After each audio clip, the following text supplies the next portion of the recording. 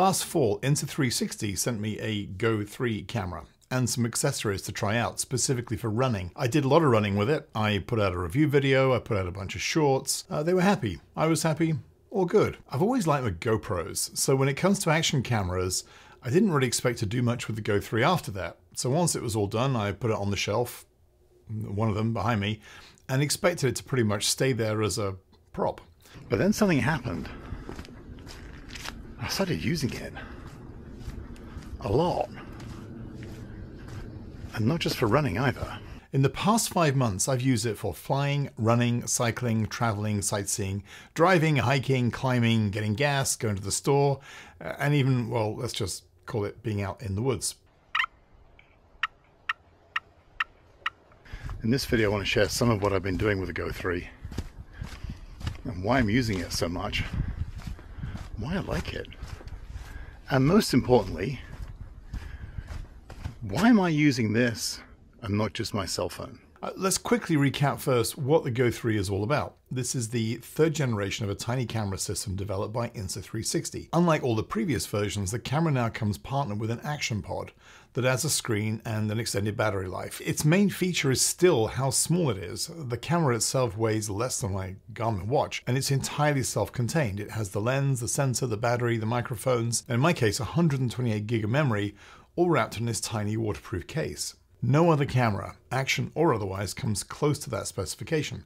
It's also very robust, which I've learned, and I'll talk about that. And if you scratch the lens, no problem. It's got a cover on it, $5, and you can screw the new cover and you are good to go. The battery life is about 40 or 50 minutes in the real world. Pop it back in the action pod and the larger battery immediately starts to recharge the one in the camera. The action pod also has a flip-up screen that is touch enabled and flips up for selfies or for doing vlogging where you want to see yourself clearly. So why am I using it instead of my phone? I mean, the best camera, right, is the one you have with you, and that's going to be your cell phone. If I'm going to take an embarrassing selfie or picture of my food or a family group photo, I'm still going to use my iPhone 13 Pro. But if I want to take pretty much anything else that involves me holding a camera arm's length on a selfie pole or stuck to a windshield or a hat brim or hanging around my neck, it's not going to be my expensive and bulky and delicate phone. Partly because my phone is way more expensive than this and nowhere near as robust. Let's talk about that. On 2 occasions now, I've dropped this. When I first got it, it didn't feel like it was going to be very strong or resistance to drops or damage. It felt like an early generation iPod in the plastics that we use. So I figured if I drop it, it's going to break, and then, well, hey ho. So the first time it dropped, I was out running, I just stopped running and filming, and then it fell off the mount into the street. However, apart from a few dents in the body, there was no damage at all. The Go 3 is much stronger and more robust than I first thought. I reached out to Insta360 and they confirmed it's molded from polycarbonate, PC, which explains why it's extremely drop and damage resistant in terms of the housing itself. Now, I've dropped it again since that time, not off the mount. I dropped the whole thing, actually, including the tripod. But once again, it held up. Now, I think if the screen takes a direct hit, it's going to break whatever it's made of and whatever screen protector you might think will stop it. This is probably the main reason why I reach for the Go 3 and not my phone when I'm looking to hold something at arm's length or on a selfie stick out in public. My phone, which is an iPhone 13 Pro, even with a Peak Design case on it, is not really that robust. It's large, relatively heavy, relatively delicate, and has a very big screen that's prone to damage, and I think the back is made of glass too. Plus, even though my phone is quite old now, it's a 13 Pro, so it's 2.5 years old, it still costs quite a bit of money and will cost an awful lot more to replace it if I damage or lose it. The Go 3 would be much less of a hit on my wallet if something really happened to it. So I can use it without fear of losing $1,000 if I drop it again or even lose it. I'm generally using the Go 3 in standard video mode. That's 2.7K, 24 frames a second. It does still bother me it doesn't do 4K, but that's a spec choice made by Insta360, and it does mean there's never any overheat warnings at all with this camera. I've never actually had a GoPro overheat on me either, but I know that a GoPro will get quite warm when I'm shooting 4K 24 for long periods. The menu system of the Go 3 is very intuitive, it's very easy to use, there's no fuss, there's no extra screens to scroll through. It's a very solid menu system, and the firmware seems pretty solid too. If you're familiar with other menus, say on an X3 or even a GoPro system, you'll find that the Go 3 is very, very easy to figure out. I find it much easier and sometimes more positive turning the Go 3 on and off, for example For the GoPro, I have to hold the power button for what seems like an eternity before it turns off. It always feels just that little bit too long. The Go 3 needs a press and a hold, but it's a critically shorter period. And then you get a cool animated logo, and then you know that it's powering down. You don't get that reassurance with a GoPro, and with the amount of time it takes to turn a GoPro off, my solution usually is squeeze the button harder in case that will make a difference, which of course it doesn't. The mounting system is plenty strong enough for what I'm doing. I mean, I'm not taking it skydiving, I'm not snowboarding with it or base jumping. There is some trade-off for total security of the mount for these sports with the ability to mount and dismount it super quick. The mounts offered by Insta360 are plentiful, they're well thought out, they're well made, and usually very quick and easy to use.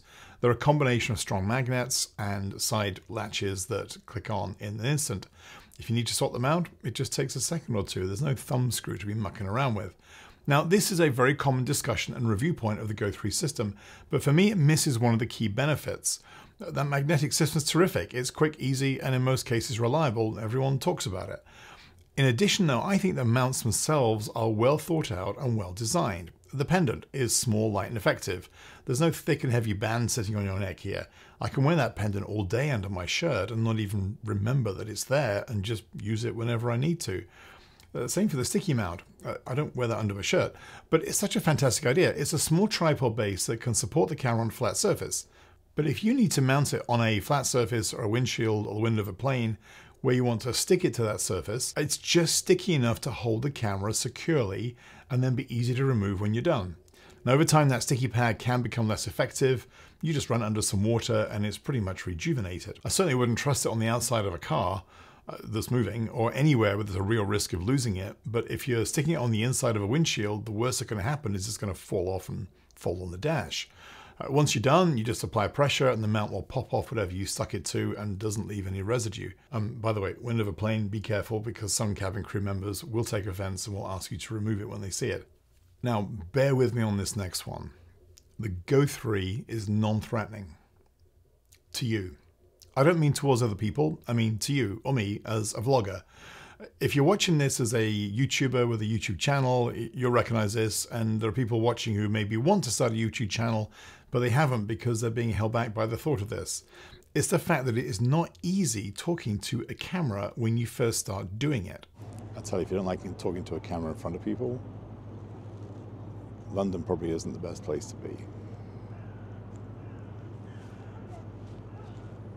I don't really like it. I'm getting more comfortable with it.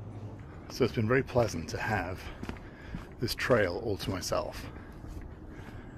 It's awesome, man. I can be doing a lot of this, holding a camera in front of me and talking to it without feeling completely odd, because I still can't do it. Well, I obviously can do it, but I still find it difficult. Chat with any vlogger and they're going to tell you that at some point early in their career, they were very nervous and hesitant of talking to a camera. They felt self-conscious, nervous, or just hesitant. Press record on a Go 3 and start talking to it. You put at ease really, really quickly. And I don't know why this is. Maybe it's the design, the color scheme, maybe it's the rounded edges, or that you can just talk to the camera itself and not the action pod. This doesn't feel like a camera when you're talking to it. I really, really can't explain it, but I tell you, talking to a Go 3 puts you at ease very, very quickly. So you hear that noise?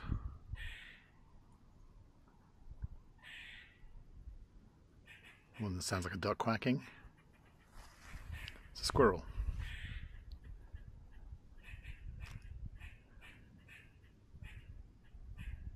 And you won't shut up. There are some things that still irritate me, and that list hasn't really changed too much. The phone software and the desktop software, for one thing, I don't like it. Not because of anything wrong with the apps themselves, although they're not, to me, that intuitive. I don't like the fact, though, that I need to use those apps to finish the processing of some of my footage. A hyperlapse or a free-frame full sensor clip cannot be exported straight from the camera into Final Cut. It has to go into the desktop or the phone app from Insta360 to be finished processing and then exported. That's annoying in my opinion. Really, I'll use the GoPro for time lapses or maybe the Pocket 3. I still don't like the white, but I have got used to it. And since I got this one, Insta360 have launched a black version of the Go 3, so all credit to them for listening to their consumers. Still don't like that it's not 4K.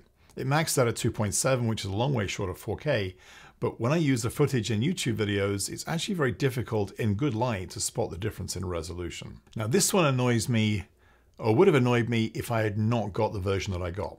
Insta360 have priced this very smartly with 3 different price points, which are only different according to the storage level. There are 3 models. There's a bunch of different packages with different levels of accessories. But really there's a 32 gig, a 64 gig, and a 128 gig. I have the 128 gigabyte version and I've never ever run out of storage in it. But if I cheaped out and got the 32 gig, then realized I need more storage, I'd be screwed because you can't add memory and you can't use a micro SD card with it either. So the message from me would probably be linked to what Insta360 want you to figure out for yourself anyway before you buy it in the first place, which is at the price points and the differences between the different sizes, you might as well buy the 128 gig or maybe the 64 gig version and not buy the 32 gig at all. Now honestly, none of these complaints are new for me. They're the same complaints I had when I first reviewed this camera. I really thought though the lack of resolution, that whole 2.7K thing, would stop me using it, but it hasn't. I have used the Go 3 for multiple situations now. I did not see the Go 3 as something I saw in my camera bag long term. I really thought it was just gonna sit over there, but it's become a constant companion. Whether I'm traveling, whether I'm just out and about, it's always with me. I know I don't need to baby it and look after it because it's robust. I know I can rely on it. I spent quite a few weeks on an international trip last month. I typically use GoPros and I have done daily for 11 years now. On this trip, I took a GoPro, I took the Go 3. I didn't use the GoPro at all. I used the Go 3 quite a bit. If I come back though to that old saying, the best camera is the one you have with you, and ideally not one that's tied to a $1,000 iPhone that's at risk of damage, cracking, or theft every single time it gets held at arm's length in a public place. And for me in recent months, that's been the Go 3. My name is Julian. If I can run with it, bike with it, hike with it, film with it, or occasionally swim with it, I'll put videos here on YouTube about it. If that's something you want to know more about, please do hit that subscribe button and like the video. It helps the channel an awful lot. Thank you so much for watching. I hope this is useful. I look forward to seeing you again very soon.